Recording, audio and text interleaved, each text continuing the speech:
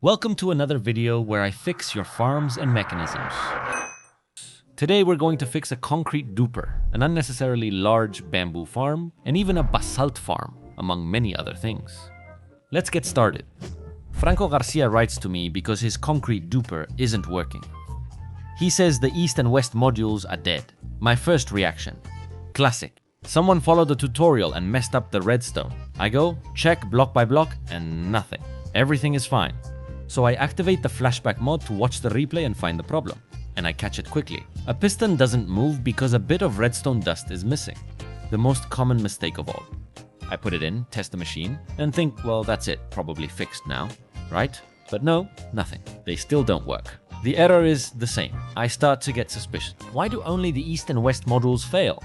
That's already strange. And of course, in Minecraft Java, sometimes farms depend on direction.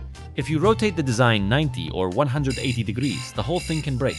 It doesn't usually happen, but sometimes it does. I check the orientation, and it's exactly the same as in the tutorial. So, that's ruled out.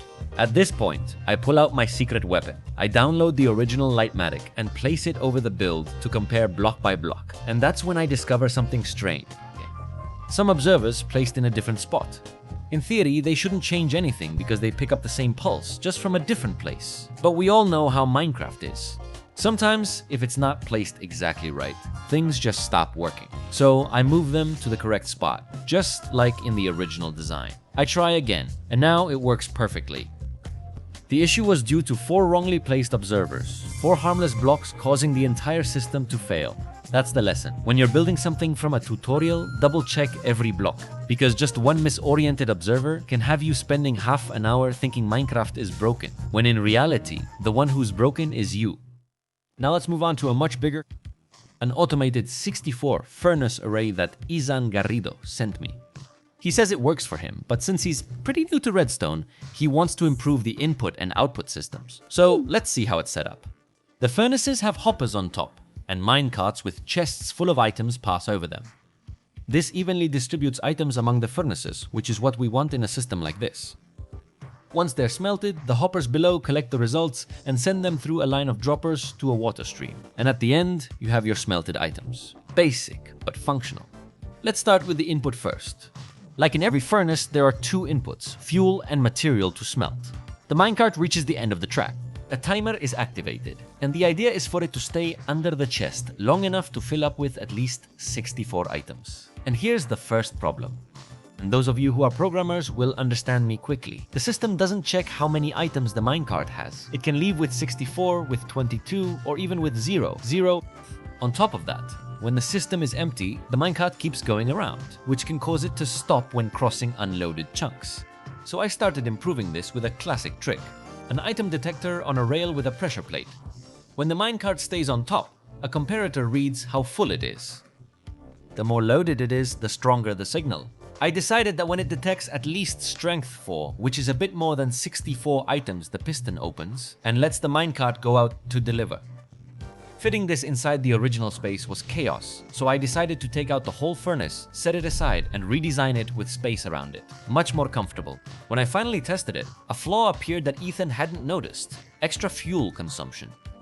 It turns out that when the minecart finishes a lap and has already picked up the items, the first furnace has already smelted something and is left empty, wasting fuel until the next item arrives. So how do you solve this? By splitting the system in 2. Now there are 2 minecarts, each feeding 32 furnaces. With that, the distribution is faster, and the furnaces don't run out of work. Of course, I also had to speed up the item input, because a single hopper is really slow. So I used the trick of a minecart with a hopper on top of 4 hoppers. Much faster and enough to feed both lines. But we're not done here. The original output was made with a constantly active line of droppers, which created a lot of noise, even when there was nothing to smelt. So I redesigned it from scratch with a bit of math. A furnace smelts 1 item every 8 seconds.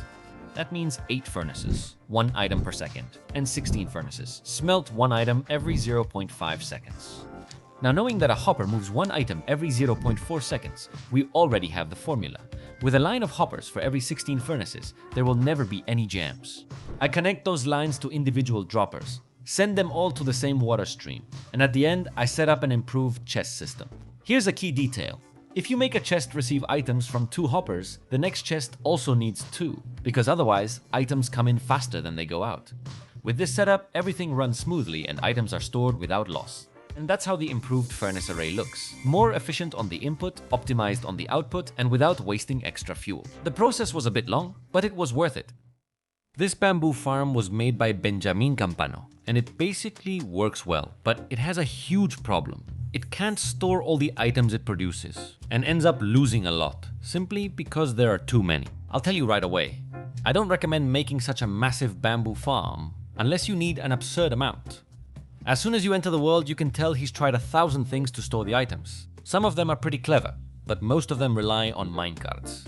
I use that trick a lot too, but it's not always necessary. Let's do some quick math. Here we have 5,000 bamboo plants, and each one grows roughly every 200 seconds. That means 5,000 new bamboo every 200 seconds. Or in other words, 25 bamboo per second. A hopper absorbs 2.5 items per second, so in theory, you would need 10 hoppers to handle all the production. But of course, that's just in theory. The reality is that this farm isn't going to release a perfect and continuous flow of 25 per second.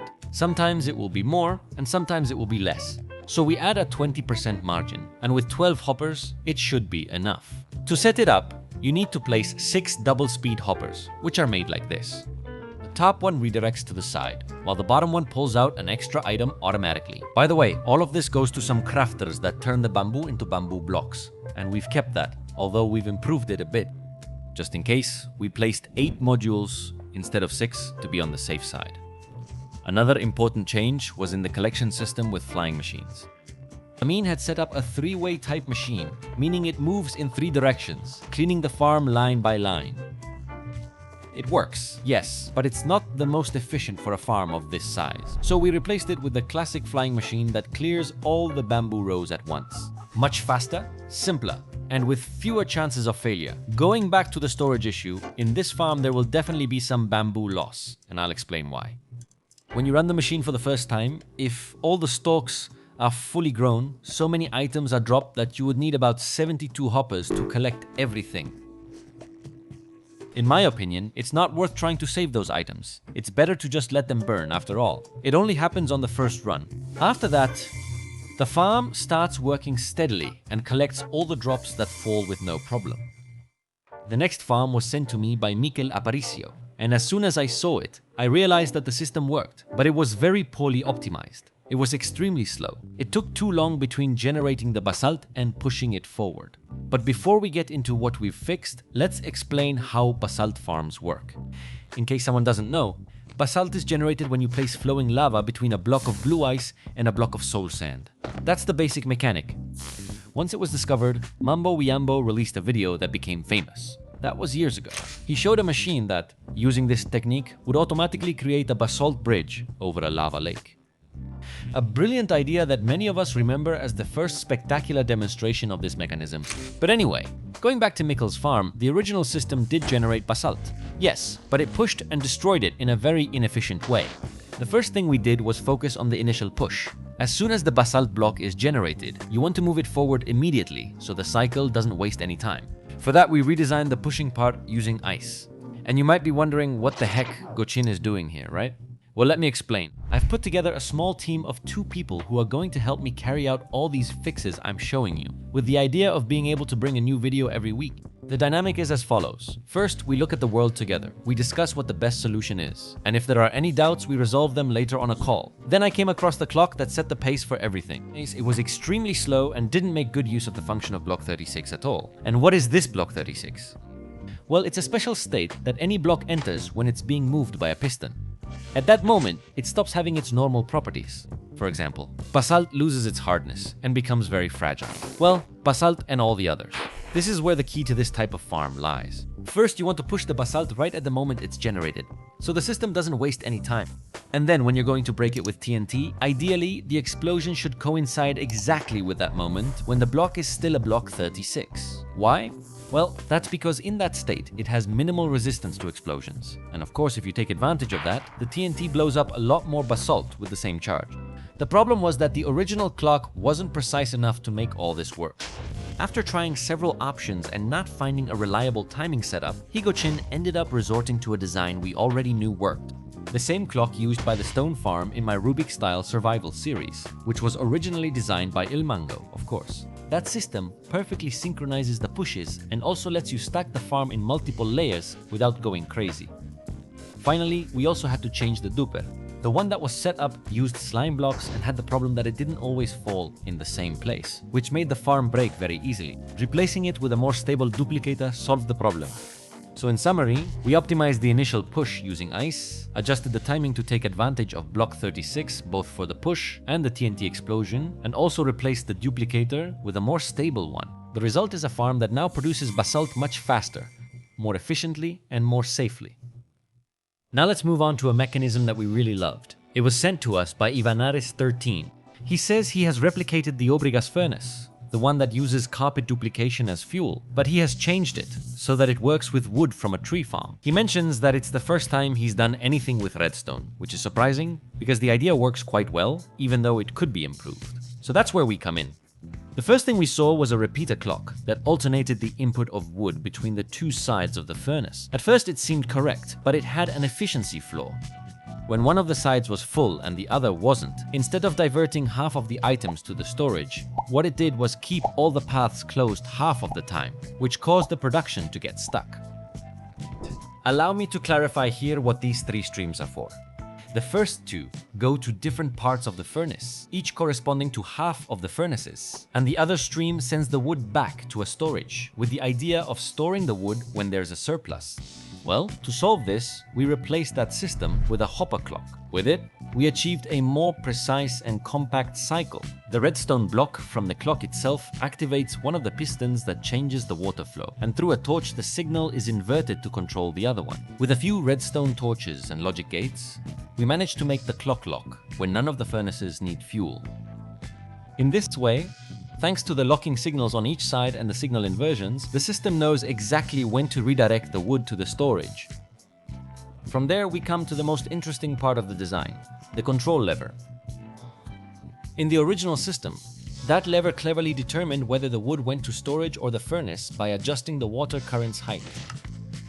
It's really fun to watch, because you literally see how the water moves from one layer to another. We thought it was a brilliant idea, so we kept it. The improvement we made was to automate this whole part. Now, when the system detects that both sides of the furnace are full, instead of feeding the wood back with a convoluted system of hoppers, what it does is automatically activate that double height water mechanism to send the surplus directly to the storage, without going through the other system.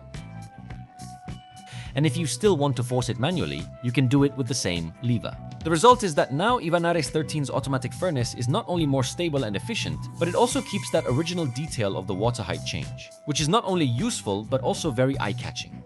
And the best part, you can leave it running AFK without worrying about whether the furnaces are full or not, because the system regulates itself.